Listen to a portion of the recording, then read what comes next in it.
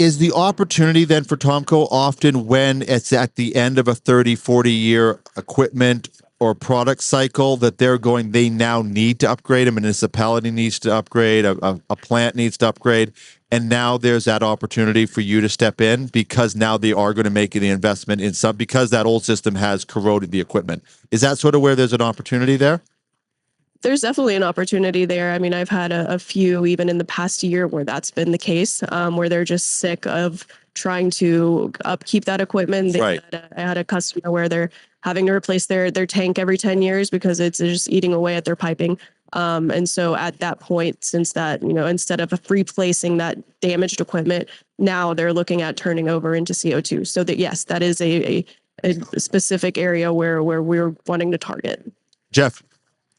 Yeah, no, I was going to say that question really dovetails right into kind of the market opportunity. So absolutely, yes. If you kind of like what Camille said, if you don't have a pain, you view the sulfuric acid and the corrosion and all those other aspects of it as cost of doing business, because that's the way it's always been done. So are you really going to go replace that system with a whole new system today? No, not until it's kind of at its end of useful life. And then you'll start assessing that. In the municipal water market, I don't know the exact number. I'd say, we probably have 60 to 70% penetration over the last 30 years of displacing sulfuric systems. There certainly still are many of them out there, but in the municipal space, that market is pretty strong. TOMCO just individually? Sorry, TOMCO individually is 60%?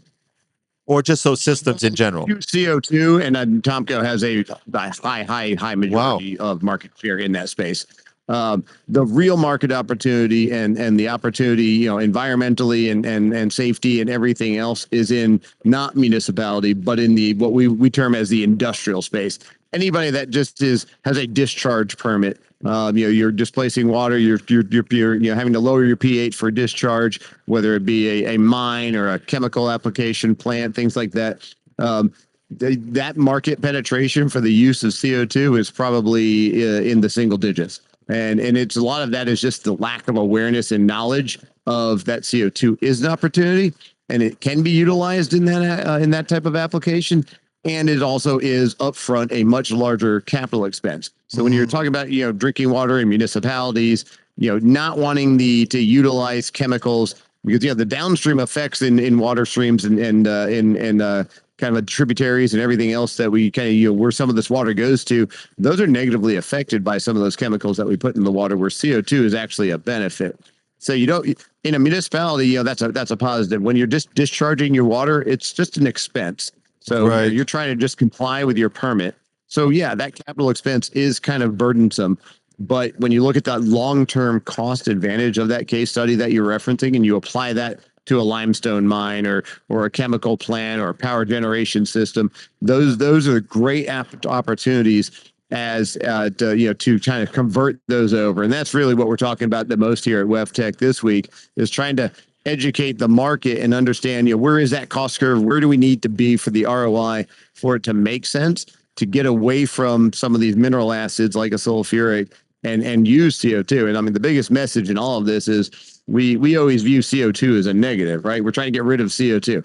Well, one of the best ways to get rid of CO2 is find constructive uses for that CO2, and water treatment is absolutely one of them. You actually can take the CO2 and it all but sequesters it in the water. As long as that water stays under pressure, which, if it goes out to a lake, it goes out to a river, goes into the ocean, it's sequestered in there naturally. So you've taken CO2 out of the atmosphere and using it constructively instead of generating more chemicals, using these chemicals, causing corrosion, building more infrastructure. So there's huge positives in there in the long term for these. And that's really the biggest market opportunity outside of the municipal space. So I was sticking with that outside the municipal space and the industrial space.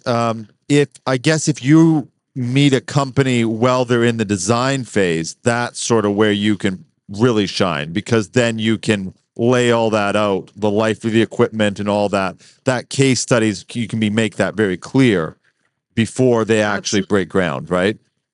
Absolutely. That is what my job is, right? So my job is to get in front of engineers, continue to educate on carbonic acid versus a mineral acid, the benefits and how our product line is 95% or greater efficient, right? That's what the efficiency of our pressurized solution feed panel is. So my job is to get in front of these engineers, explain all of this, and write the spec, right? So when that specification comes out, if it is a contract bid pre-design sort of scenario, our goal is so the specification is solely written around our product line, right? That is where we come out on top, and that is how we measure, or I myself measure success of how well we are penetrating that market.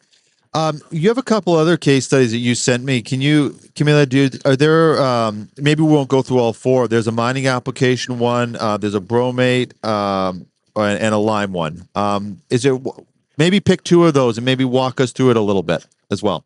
Yeah, absolutely. I'll start with the bromate one because that one's interesting to me. Surface water, right? So if you're pulling water from, let's say this specific case study is for Alameda County in California. So they were pulling water out of the bay, and that water has a high bromide concentration.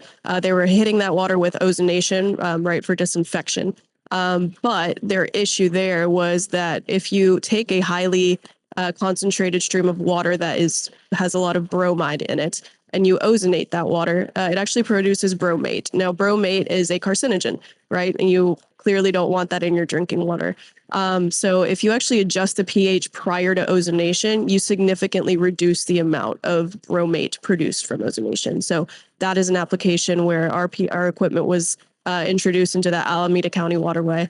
We showed significant efficiency in reducing the amount of bromate produced from ozonation. So that's essentially what that bread and butter of that case study is.